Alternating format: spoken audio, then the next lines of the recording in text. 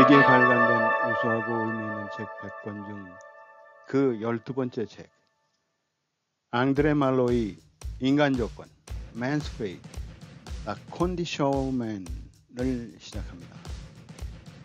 자, 그러면 나치로부터 조국과 서구 문명 수호 투쟁을 거치며 전후 드골 대통령을 도와 문화부 장관으로 철저하게 나치를 청산했던 앙드레 말로와 인간 조건, The Man's Fate, La Condition Man 속으로 빠져보도록 하겠습니다. 인간 조건. 앙드레 말로는 1927년 3월부터 4월까지 선문의 이념에 의해 창설된 국민당군의 북벌군사령관인 장개석이 주도하는 4.12 중국 상해 반혁명 쿠데타 사건을 시간적 공간적 배경으로 삼아 한 인물의 위대함은 언어나 사유가 아닌 행위, 특히 죽음을 맞는 모습에서 드러난다고 믿었고, 죽음으로써 인간의 조건을 뛰어넘고자 했던 주인공들을 통해 인간의 가능성과 위대함을 인간 조건에서 이야기하였습니다.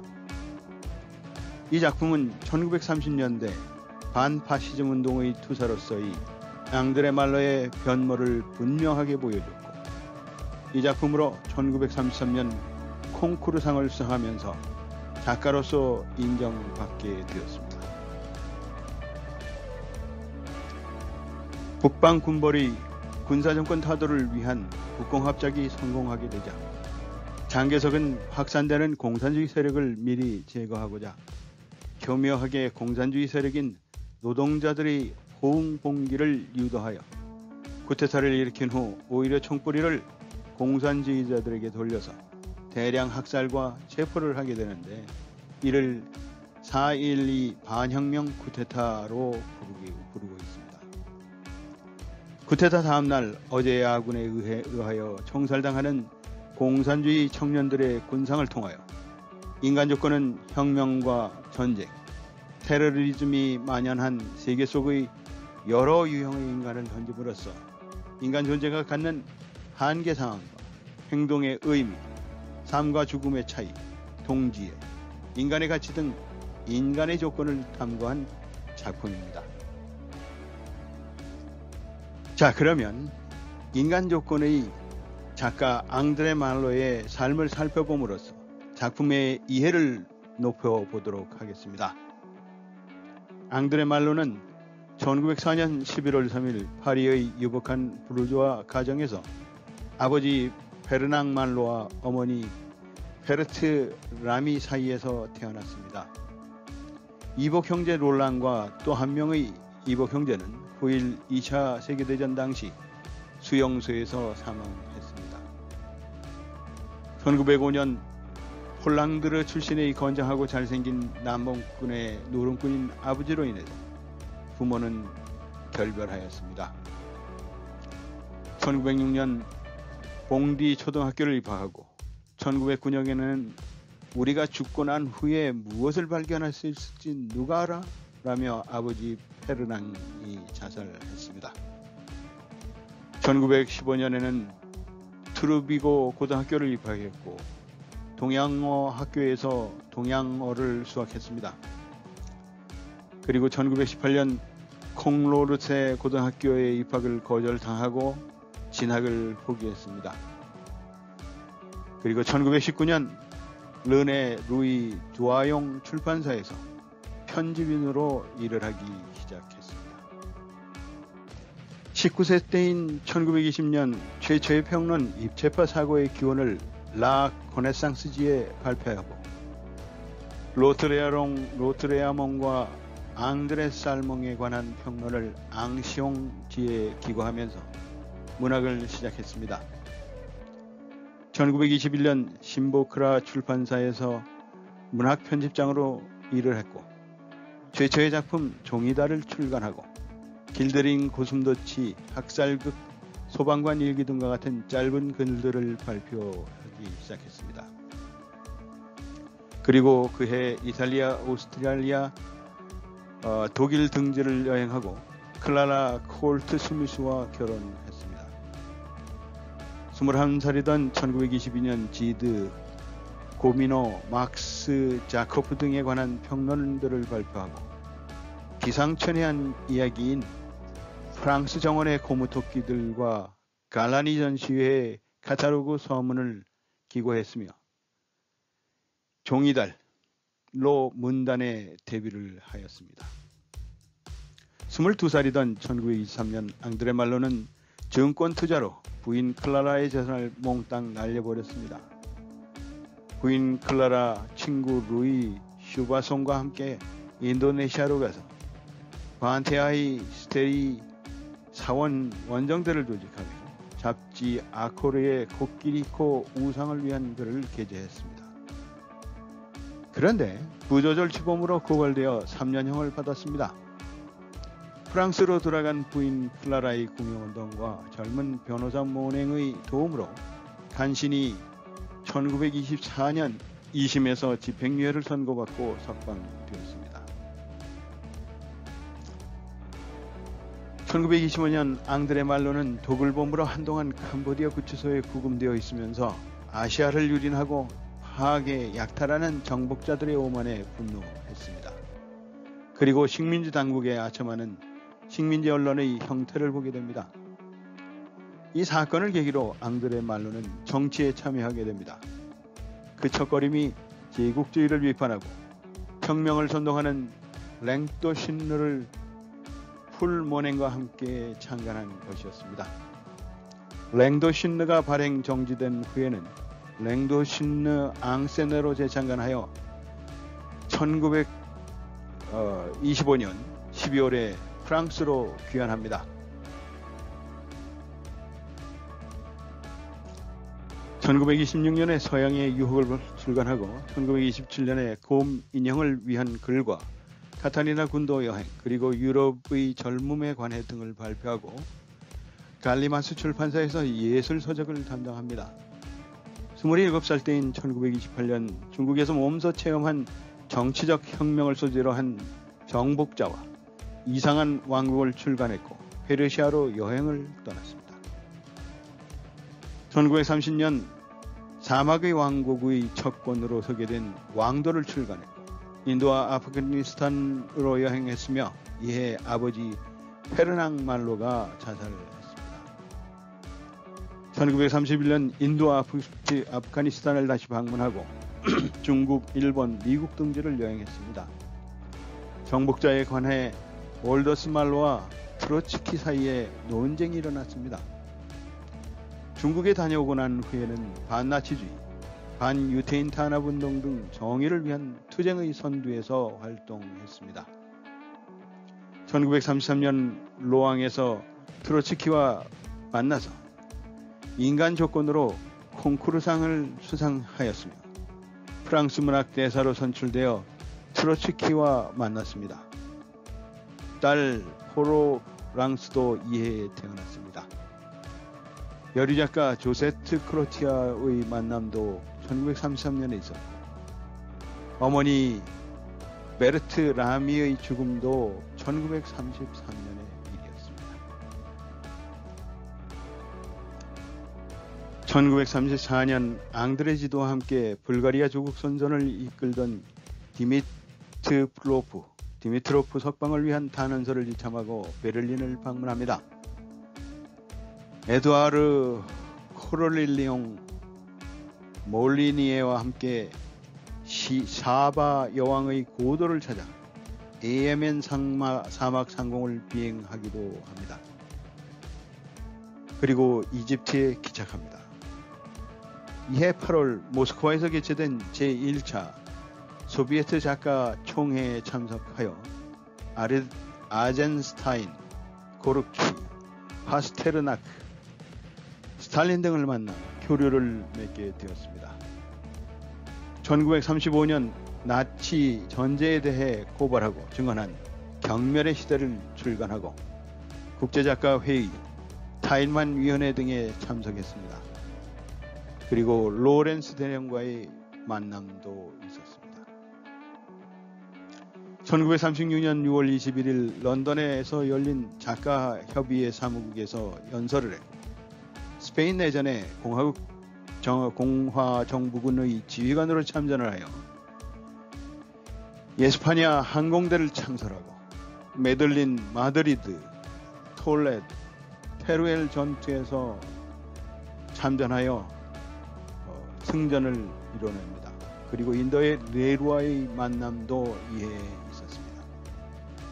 1937년 스페인 공화국파 지원을 위한 모금운동자 미국을 방문했으며 스페인 내전 참여 경험으로 희망을 출간하고 잡지 베르브의 예술심리학 1권을 발표합니다.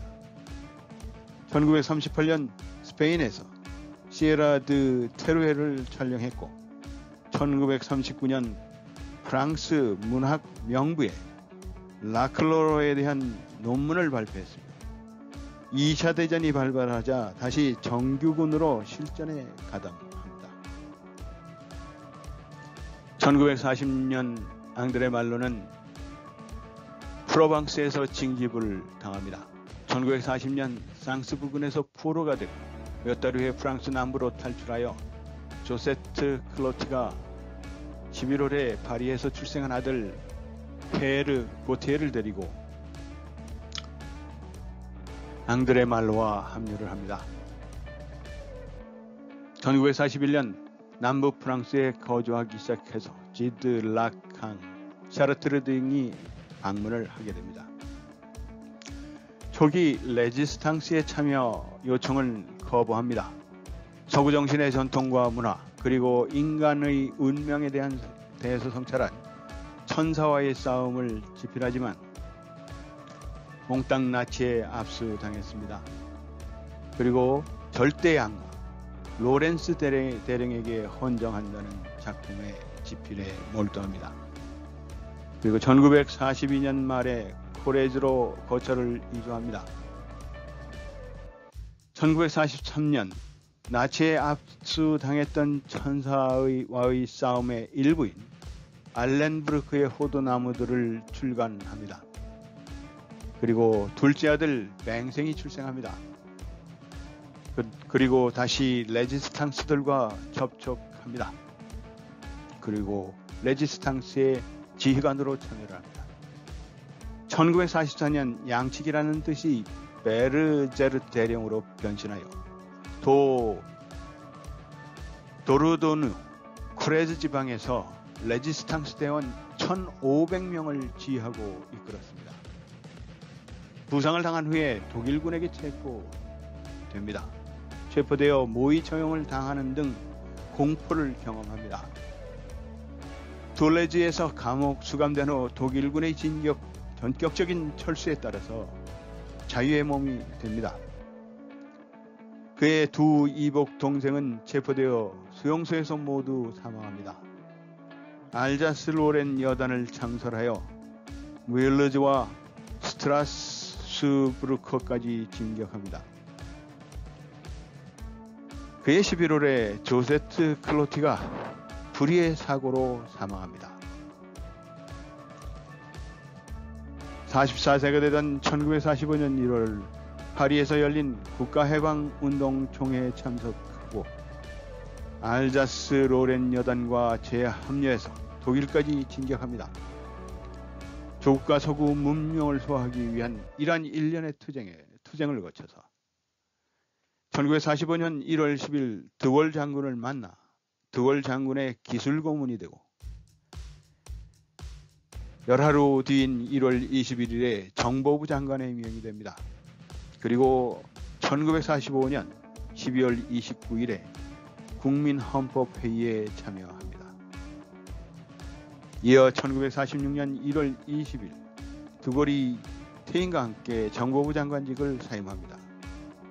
그리고 그러면 그것뿐이었던가 절대 악마의 발치본과 영화 심리학 개요를 출간하고 11월 4일에 소르본느 대학에서 인간과 문화에 대해서 강연을 합니다.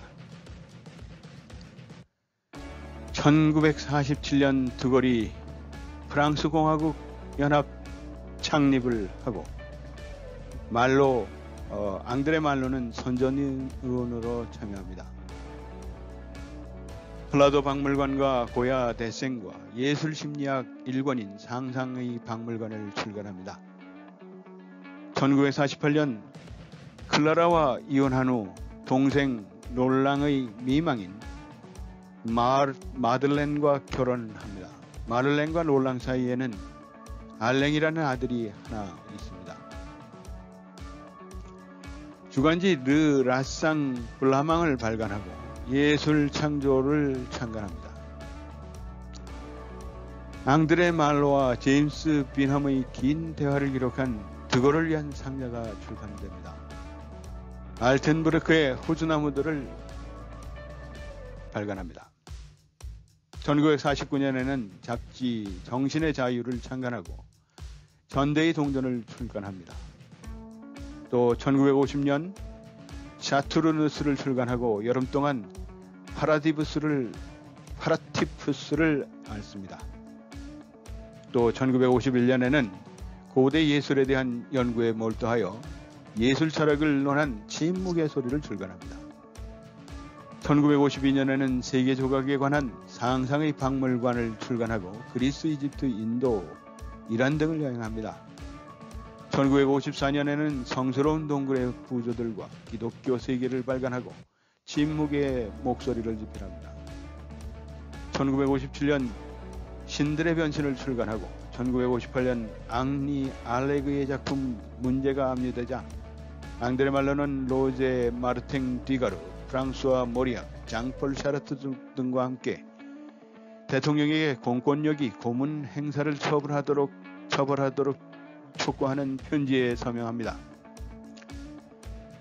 드골이 다시 정권에 복귀하자 무임소 장관에 임명되었다가 이어 1959년에는 새로 신설된 문화부 장관에 임명합니다.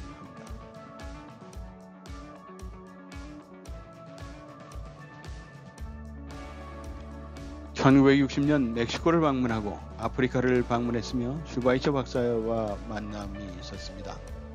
1961년 4월 22일 알제리 식민지 유지를 지지하는 군사 반란에 반발합니다. 1962년 앙드레 말로 사저에서 알제리 반군파에 의한 폭발 사건이 발생합니다. 그리고 1965년에는 중국의 모태통 등과 만납니다. 1966년에는 디카에서 레오폴 생고로와 함께 제1회 세계 흑인 예술축제 개막 연설을 합니다. 그리고 마들렌 만로와 헤어집니다. 1967년 반회고록을 출간합니다.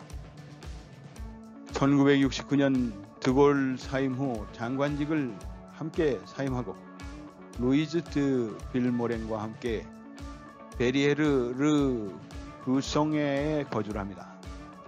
레지 브레드의 석방을 청원하기 위해서 볼리비아 대통령에게 드리는 편지에 모리악 샤르트르 등과 함께 서명합니다. 1970년 검은 삼각형을 출간하고 그해 11월 19일에 죽은 드골이 사망합니다. 1971년 추도사 베어지는 떡갈 나무들을 출간하고 소피아 빌모랭과 함께 케이프 노스로 선상여행을 합니다. 파키스탄과 전쟁 중인 방글라데시의 자원봉사를 제기합니다. 1972년 지중해로 선상여행을 떠납니다. 1973년에는 인도, 방글라데시, 네팔을 여행합니다. 1974년에는 흑요석 초상, 라자르, 비현실 등을 출간합니다. 이해 일본과 인도를 여행하고 잘려나간 떡갈나무를 출간합니다. 1975년에는 길손을 출간합니다. 1976년에는 동아줄과 생쥐, 고성소의 거울, 시간의 초월 등을 출간하고 77세의 나이로 1976년 11월 3일 그레테이의 알리 몽도르 병원에서 사망하였습니다. 사후에는 존재하기와 말하기를 비롯해서 77년에 발간된 것들은 덧없는 인간과 문학, 초자연 출간, 메시지, 기호, 그리고 개구장이 등이 있고, 미발포 원고로는 절대의 악마, 악마의 집에 명부의 거울, 추도사, 유럽의 젊음에 관하여, 수기, 시바의 여왕, 지대학 모험, 예술 심리학, 르네상스의 심리학, 동양과 서양의 표현 방식 등에 대하여 영화 심리학 조안, 베르무, 밧줄과 생지, 검은 삼각형, 비현실, 신들의 변신, 신비평 등이 있습니다. 앙드레 말로는 아이러니컬하게 이 같은 개인사들이 안팎에서 벌어졌습니다. 이런 죽음의 현장은 오히려 말로의 생과 예술을 부추기는 원동력이었습니다. 앙드레 말로는 죽음에서 벗어나고자 생에 집착했습니다. 출판사 편집장, 희귀본 거래자, 문화재 발굴범, 작가, 반식민 운동과 레지스탕스 운동을 이끈 혁명가, 영화감독, 초대 문화부 장관 등 여러 이름이 앙드레 말로의 뒤에 따라다녔습니다.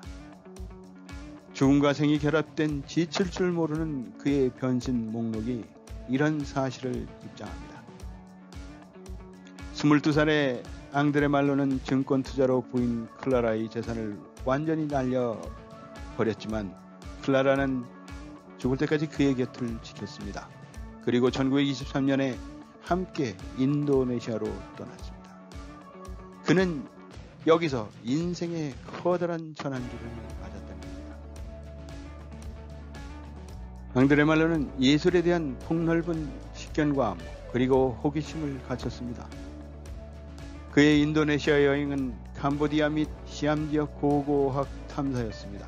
그러나 결국 문화재 도굴범으로 몰려서 징역 3년을 구형받게 됩니다. 프랑스로 돌아간 클라라의 구명운동과 젊은 변호사 모냉의 도움으로 간신히 석방이 됩니다. 그런데 이 국제적 해프닝으로 인해서 구치소에서 한 달만 지냈습니다. 말로는 구치소에서 아시아를 유린하고 파괴하고 약탈하는 정복자들의 오만에 분노했고, 그리고 식민지 당국에 아첨하는 언론의 형태의 눈을 뜨게 됐습니다. 바로 이것을 계기로 정치에 참여하게 됩니다. 그 첫걸음이 제국주의를 비판하고 혁명을 선동하는 냉도 신회의 장관이었습니다. 바로 그 사건이 앙드레 말로를 행동하는 20세기 최고의 지성으로 만들게 된 계기가 된 것입니다. 앙드레 말로는 혼란한 세상에서 인간의 운명을 극복할 수 있는 인간의 가치로서 지성, 천분, 희생, 위대함, 성덕 등을 내세웠던 소설가이자 정치인, 예술평론가로서 정열적인 삶을 살았던 20세기 최고의 지성으로 꼽히는 행동주의 작가였습니다. 1980년대 포스트모더니즘의 대표적 이론가 장 프랑스와 리오타르는 죽음이라는 테마를 통해 앙드레 말로라는 한 지성의 삶을 재조명했습니다. 그는 1923년 캄보디아와 북부 라오스에서의 고고학 탐사에 참가함으로써 아시아와 접촉하게 되었습니다. 베트남을 거쳐 중국 대륙에 이르기까지 이 극동 탐사 여행은 그에게 새로운 세계를 열어주었습니다. 나아가서는 서구인으로서의 자신과 서구 문명에 대한 고뇌에 찬 의식을 일깨워줬습니다. 이와 동시에 그는 혁명과의 만남이라는 매우 뜻있는 경험을 하게 됩니다. 이 경험으로 정복자 왕도에서 비롯되어 인간의 조건, 해몽의 시대의 희망을 거쳐 알탕부르의 호두나무들에 이르기까지 여러 작품을 남겼습니다. 1933년 인간의 조건이 발표되자마자 문단 및 일반 독자들이 비상한 관심을 모았고, 그 작품으로 콩쿠르상의 영광을 차지했습니다. 1933년부터 앙드레 말로는 파시즘에 대항하여 투쟁합니다. 그는 모멸의 시대에서 수용소를 묘사합니다. 그리고 희망에서는 스페인 내란을 그려냅니다. 그 자신 프랑코에 대항하는 투쟁에서 공화국 비행대를 조직합니다. 그 뒤 2차 세계대전이 발발하자 그는 레지스탕스에 뛰어들어 여단의 지휘자로 프랑스 해방군에 참여합니다. 이른바 행동과 반항의 문학은 갖가지 형태하에 혁명을 영속적인 주제로 다루고 있습니다. 2차 세계대전 후 드골 장군의 내각에 참여한 이후로 앙드레 말로는 행동과 소설을 떠나 예술 철학에 전념하게 됩니다.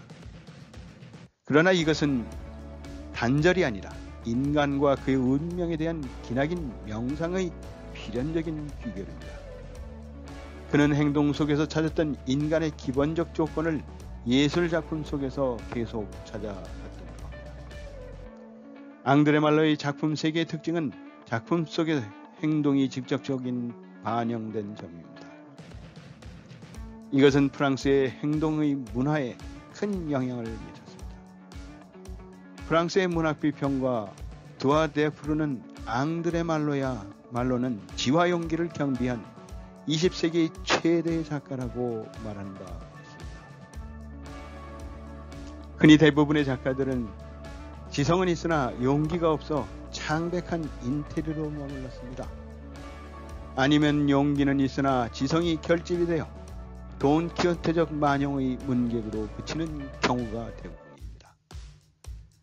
그런 면에서 비평가 두아 데프르가 앙드레 말로를 지성과 용기가 잘 배합된 행동하는 지성인으로 평가를 하게 된 것입니다. 그의 연보는 앙드레 말로가 실제로 지성과 용기를 겸비한 작가였음을 증명하고 있습니다. 77년에 걸친 앙드레 말로의 일생 동안 그는 숨가쁜 모험과 지적 고민으로 자신과 세계를 껴안고 운명과 대결하지 않은 때가 거의 없었습니다. 그래서 모든 젊은이들의 눈에 그는 하나의 행동하는 지성인으로 보였고 그들이 본받고 싶은 모형으로 생각되었습니다. 그는 일찍이 무기를 손에 들고 스페인 내란의 포연 속으로 달렸습니다. 레지스탕스의 전사로서 고문과 총사령의 극한 상황을 살면서 죽음과 대결했습니다. 알사스 로렌느 여단을 지휘하여 북부 프랑스를 탄환했습니다. 문화부 장관이 되어 파리의 모든 건물들을 강제로 깨끗하게 세척시켰으며 드골과 함께 조국의 대내외 정책을 직접 결정하면서 역사에 능동적으로 참여했습니다. 또 그의 전 생애가 운명과의 오만한 싸움이었기 때문에 그는 이렇게 죽음과 역사와 운명에 대해서 말할 수 있는 권리를 가질 수 있었습니다. 그는 운명을 수동적으로 받아들이는 게 아니라 모든 것을 능동적으로 떠맡았습니다. 앙드레 말로는 이른바 사람들이 밥 먹듯 떠드는 사랑을 부인합니다. 차라리 에로티시즘을 하나의 형이상학으로 승화시킵니다. 그의 소설의 주인공들은 흔히 고독한 가운데 사물을 명철하게 꿰뚫어 봅니다. 모든 것을 초월한 상태에서 헛되이 본질적인 삶을 추구하려 합니다. 따라서 왕도의 길에서부터 원래가 삶과 죽음이라는 인간 조건에 대한 형이상학이 작품의 내부적 주제였습니다. 희망 이후 그는 그의 작품에 행동인을 내세우기보다는 하나의 성찰인 또는 예술인을 등장시켜 인간과 세계는 과연 무엇인가 하는 좀 더 형이상학적인 질문을 던집니다. 앙드레 말로는 19세기 말부터 시작된 철학적 니힐리즘의 연장 속에서 여러 전란을 거칩니다. 그리고 정신적 무정부 상태에 빠진 서구 문명의 위기를 통찰합니다. 그러한 절망과 불안을 행동으로 싸워 나갔습니다. 그의 문학은 그러한 행동의 집념이 집약해놓은 인간의 운명과 죽음의 천착입니다. 생사를 가름하는 절망과 공포의 극한 상황 속에서 처한 인간의 근원적인 고독과 부조리한 생에 대한 절박한 의식을 표출시켰습니다. 그리고 자신의 운명과 투쟁하면서 죽음과 마주하는 인간의 위대성을 동시에 그려냈습니다. 그것은 바로 인간 조건을 극복하려는 고통스러운 노력이었습니다. 그러한 상황 속에서 살인행위, 폭력과 광기, 혁명, 에로티시즘, 아편, 자기 희생의 영웅적 행동 등의 문제에 사로잡힙니다. 각 인물들은 죽음과 견디기 힘든 인간 조건의 비극성을 극복하려는 절망적이고 고독한 투쟁을 벌입니다. 그리고 이러한 노력을 통해 인간은 운명에 그저 조명되거나 희생이 아니라 죽음에 과감히 도전하고 능동적으로 운명에 뛰어들게 됩니다. 앙드레 말로는 이 작품 속에서 바로 그처럼 행동에 의하여 인식하는 새로운 인간의 모습을 제시하고 있습니다. 그리고 그들의 행동은 인간 조건을 초극하고자 하는 의미를 지닙니다.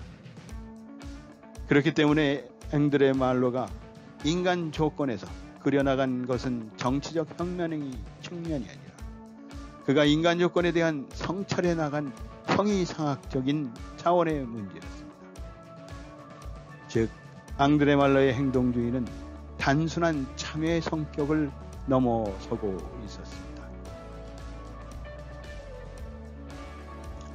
앙드레 말로는 19세기 말부터 시작된 철학적 니힐리즘, 허무주의의 연장 속에서 여러 전란을 거친 정신적 무정부 상태에 빠진 서구 문명의 위기를 통찰하고 그러한 절망과 불안을 행동으로 싸워 나갔습니다.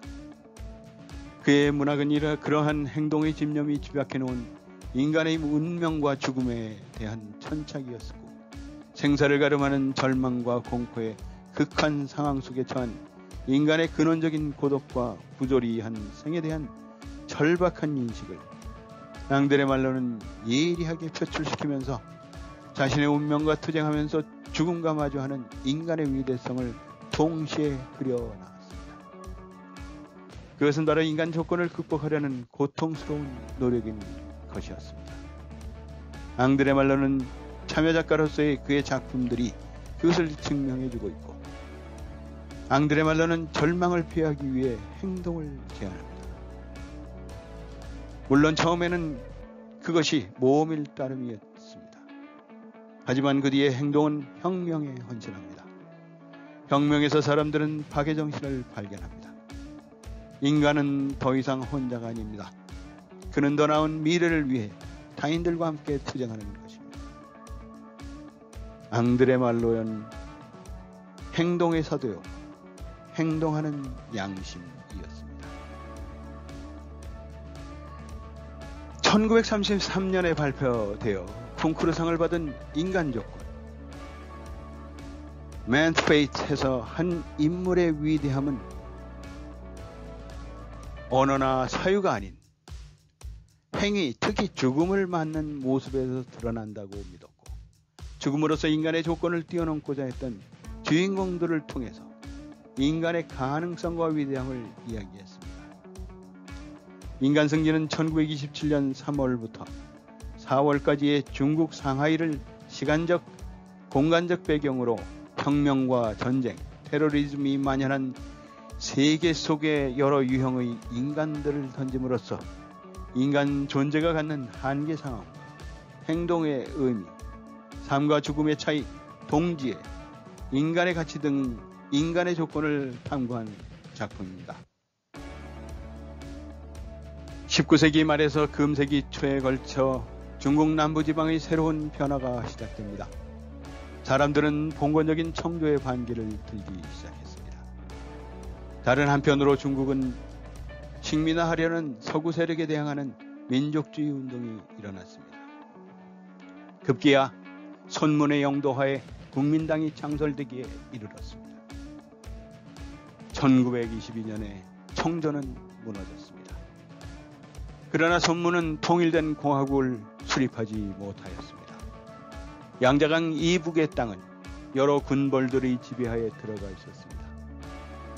한편 세계적 1차 대전 후 이 혁명운동에 새로운 세력이 등장하기 시작했습니다.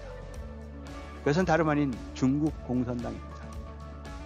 건국 초기에 손문에 공산주의에 동조적인 용공적인 정책에 힘입어서 공산주의 세력은 점차 세력을 확충해 나갑니다.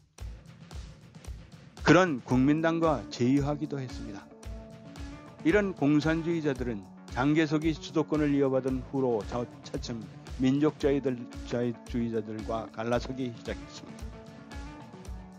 장개석은 그해 9월에 양자강 중리의 공업 중심지인 한구를 점령하였습니다. 곧바로 뒤이어 상해로 향해서 진격하였습니다. 상해는 당시 봉건, 군벌, 손민방의 수중에 있었습니다. 그러나 공산주의자들을 중심으로 혁명 세력은 장개석 군대의 진격의 때를 맞추어 반란을 일으켰습니다. 하지만 이들은 손민방에 의해 무참히 진압되고 말았습니다. 그 후 공산당은 주울레를 그곳으로 보내서 영조를 중심으로 반대 세력을 재규합시켰습니다. 1927년 3월 말 장개석의 국민당 군대가 상해에 접근해오자 주울레의 혁명 세력은 레닌식 폭동을 일으켜서 상해를 점령해버렸습니다. 하지만 1차 국공합작으로 인한 공산당의 명령에 따라 장개석이 국민당군과 제휴하여 상해의 주도권을 장개석에게 넘겨주었습니다. 넘겨주자마자 장개석은 이제까지의 협력자였던 공산당 세력을 토세구팽하듯 무자비하게 탄압하기 시작하여 상해 공산혁명의 본거지인 상해 한구에서 공산혁명 세력을 싸그리 축출해버렸습니다. 장개석이 공산당 퇴치작전은 상해의 조계를 중심으로 활약하는 외국 자본가들의 지지를 받게 되었고, 더욱이 러시아 볼셰비키가 장개석 정부와 일시적으로 협력하기로 결정함에 따라 러시아 볼셰비키를 공산주의 조국으로 생각하던 중국 공산당을 당하게 만들어 버렸습니다. 인간 승리의 주인공들은 이런 극한 상황 속의 집단적 희생자로 소개됩니다. 중국 국민당과 중국 공산당이 합동하여 군벌과 제국주의 열강에 대항했던 국공합작은 1차, 2차로 나누어집니다.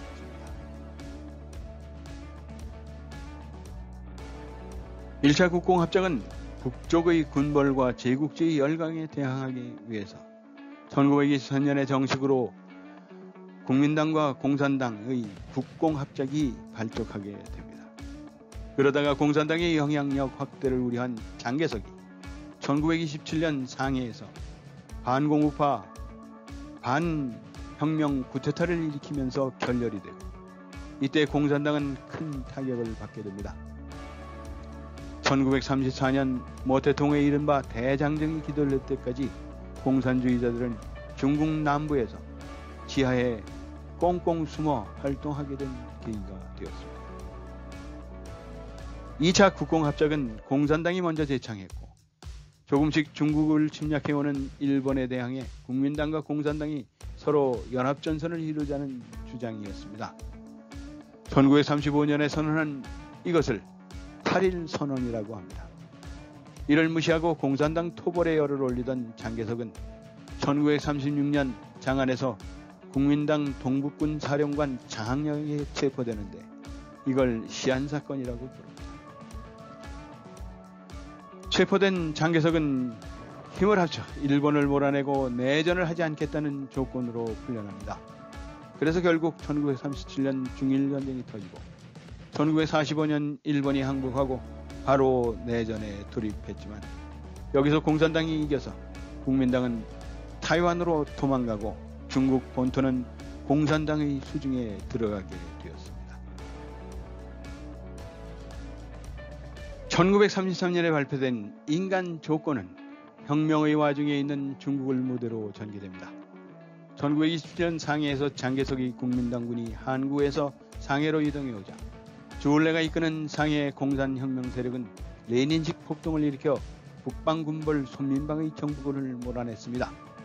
제1차 국공합작으로 인하여 상해를 장악한 공산혁명 세력은 장개석의 국민당 군에게 상해를 내어줍니다.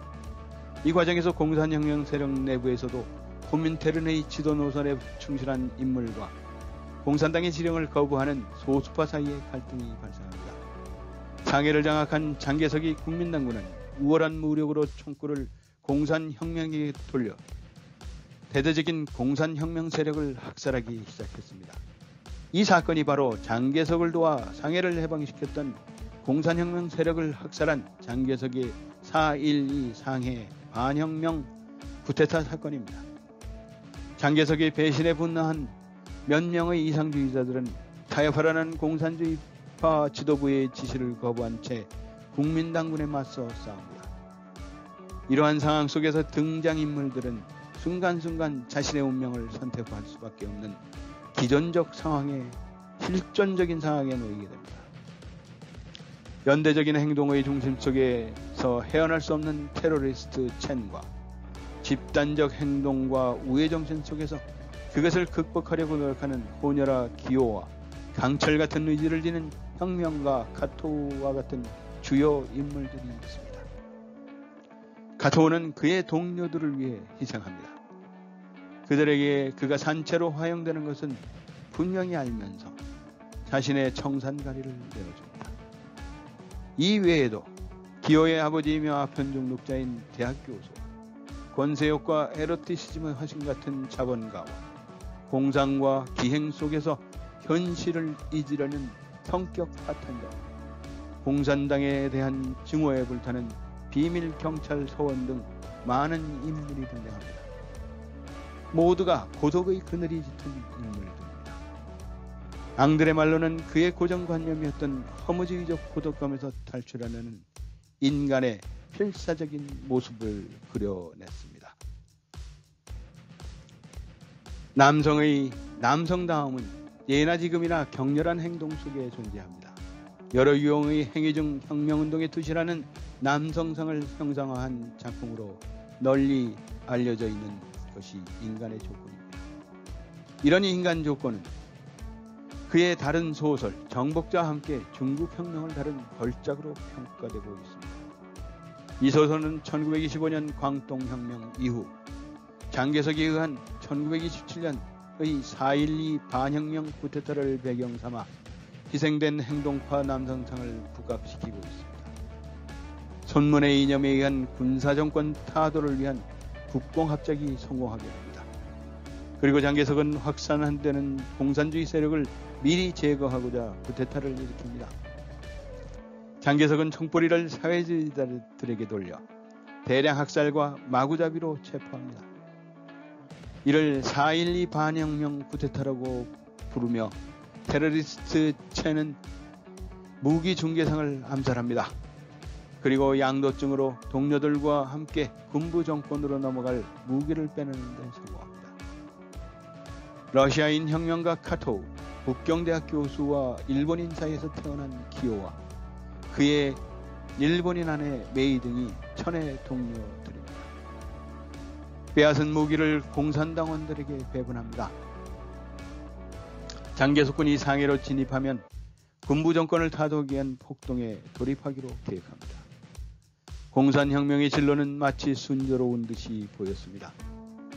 그러나 막상 상해로부터 정부군을 몰아내게 되자 장개석은 공산주의자를 제거를 위한 쿠데타를 획책하여 그 혁명에 앞장섰던 행동파들을 역습합니다.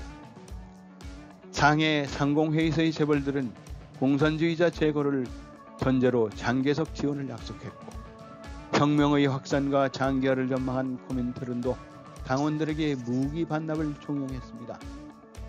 장개석에 의하여 선포된 계엄령은 이제까지 혁명의 동지였던 국민당과 공산당원들을 순식간에 적대시하게 만들었습니다. 첸은 그의 장기인 암살의 재능을 살려 그 상대를 장개석으로 잡았으나 실패할 뿐만 아니라 당으로부터도 과격파로 지목받아 비판당하는 처지로 몰리자 폭탄을 안고 자동차로 뛰어들어 빈사상태에 이르자 권총 자살로 짧고 격렬한 생을 마감합니다. 기요는 공산당 본고지가 있는 한구로 가서 장개석 군에게 무기 반납의 부당성을 주장했으나 이미 코민테른 본부로부터의 명령은 확고부동한 사실과 그 자신이 체포자 명단에 올라 있음을 알게 됩니다. 기요의 출구는 단 하나, 그것은 반장개석 그룹을 재편성하여 행동하는 길뿐이었습니다.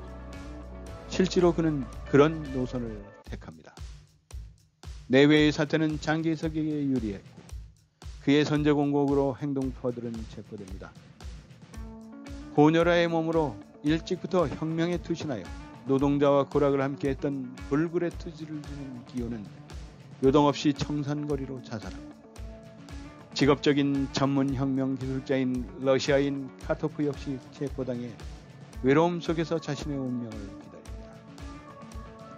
카토프는 직업혁명가답게 지니고 있던 청산가리를 중국인에게 양보하고 자신은 산채로 불태워 죽이는 고통을 선택합니다. 피신에 성공한 기호의 아내 메이는 일본 고베에서 시아버지 지조리에게 살아남은 동료들을 기업하여 다시 모스크바로 가서 싸울 것을 간청합니다.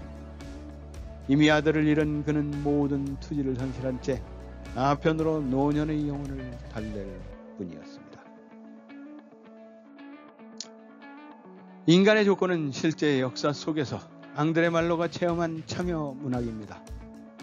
상해에서 반란 폭동에서부터 공산주의자들이 처형에 이르기까지 이르는 소용돌이치는 중국 혁명의 역사 속에 있습니다. 이 또한 이 작품의 역사적 사건은 단순한 재현이 아니라 하나의 소설적 변형입니다. 주인공 기요는 상해 공산혁명 세력을 이끌었던 실제 인물 주울레를 소설화한 것입니다.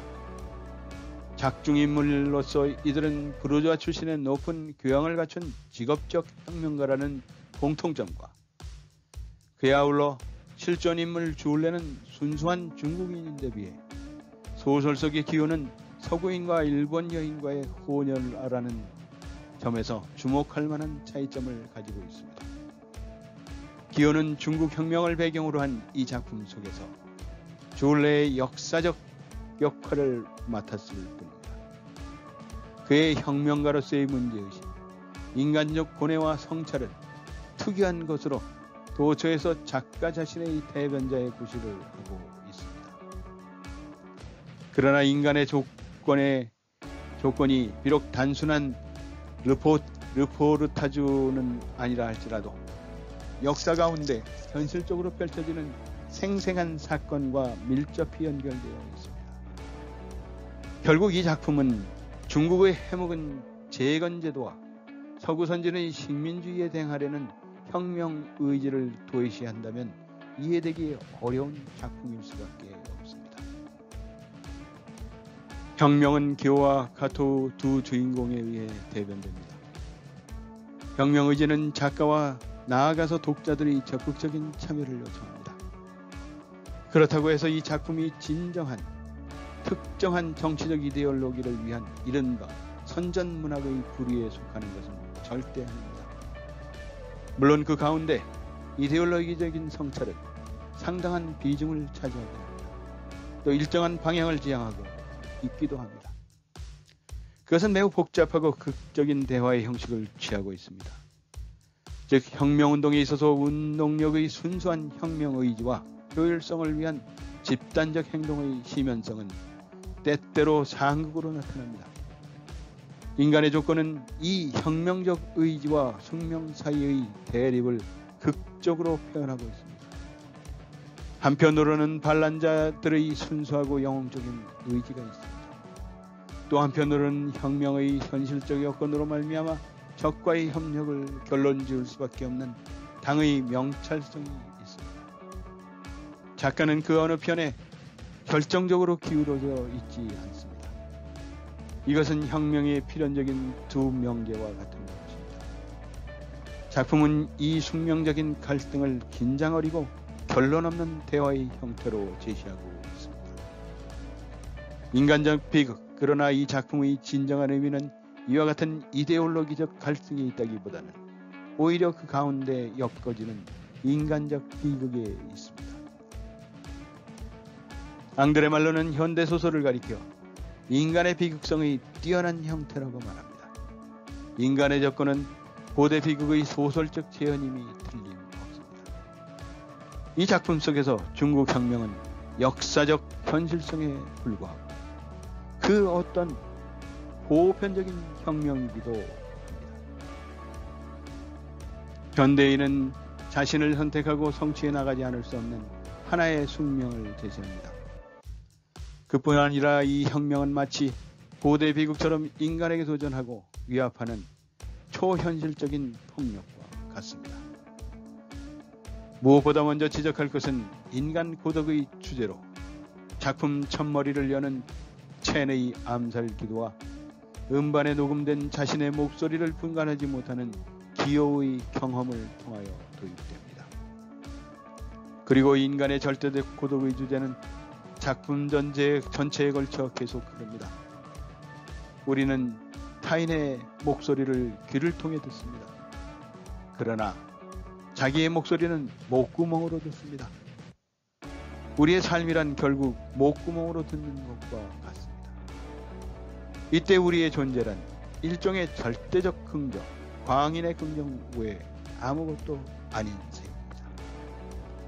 비할 바 없는 괴물인 나와 한낱 대상에 불과한 타인 사이에서의 교류, 합체란 있을 수 없습니다. 우리는 각기 자신 속에 갇혀 자신의 집요한 목소리를 외치다가 스스로 파멸되어 갈 따름입니다. 그러나 기호와 카토우를 통해 말로는 고독의 장벽을 뛰어넘을 수 있는 인간적 우애의 가능성을 꾸준히 추적합니다. 그것은 동일한 목표를 향한 투쟁의 대열 속에서 움트며 최후의 희생을 통하여 성취됩니다. 이 작품 속에 엮여지는 온갖 드라마는 고독에 처한 인간들의 고뇌입니다. 마침내 기적과 같은 우애 속에 일체가 되는 지고의 순간을 향해 서서히 무르익습니다. 앙드레 말로는 이 합체의 순간을 죽음 속에 설정함으로써 그 어떤 모호성을 남기고 있습니다. 그것은 운명에 대한 승리임과 동시에 패배이기 때문입니다. 앙드레 말로가 기호와 카토우 두 사람에게 하나의 특전을 부여하고 있습니다. 또 다른 작중 인물들이 끝내 고독의 숙명적인 쇠사슬에 묶입니다. 비인간적이고 무자비한 두 주인공은 비할 바 없는 괴물로 머물러 있습니다. 그리하여 새로운 역사 가운데 창조하고자 하는 미래로 말미암아 자신이 선택한 운명을 뛰어넘습니다. 결국 앙드레 말로는 소설화된 현대적 비극인 이 인간의 조건 가운데 인간 운명의 두 측면을 혁명화이라는 극한 상황을 통하여 포착합니다. 모든 존재를 한결같이 위력으로 짓누릅니다. 한편으로 이에 저항하며 항상 위협받는 인간적 가치를 쟁취하려는 자유의지가 있습니다. 기호와 카토우의 행동은 죽음으로 종결지어짐으로써 또 불구하고 하나의 승리입니다. 또한 모든 것을 알아가는 운명적 흐름 속에서 성취되는 영원의 목이기도 합니다. 인간의 조건에 등장하는 등장인물들을 소개해 보도록 하겠습니다. 쟤는 행동을 옮길 수 있는 이데올로기 밖에는 믿는 게 없습니다. 죽음에 대한 강박관념과 고독으로 인한 혁명이라는 물결 속에 자신을 어떻게 이끌어 나가야 할지 모릅니다. 그러던 중에 그는 노동자들에게 무기를 공급해 주기 위해서 무기 브로커로부터 무기 매매서류를 빼앗으려고 테러리스트가 되어 살인을 한 후 더욱더 고독감에 사로잡습니다. 결국 자신을 가눌 바 없는 절망 속에서 테러 행위를 관찰하기 위해 폭탄을 안고 장개석의 자동차에 뛰어들었다가 권총 자살을 합니다.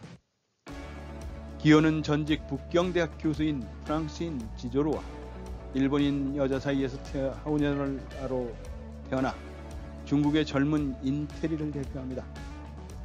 자신의 정치적 신념에 따라 폭동 주동자로 활약하면서 공산당의 편에 섭니다.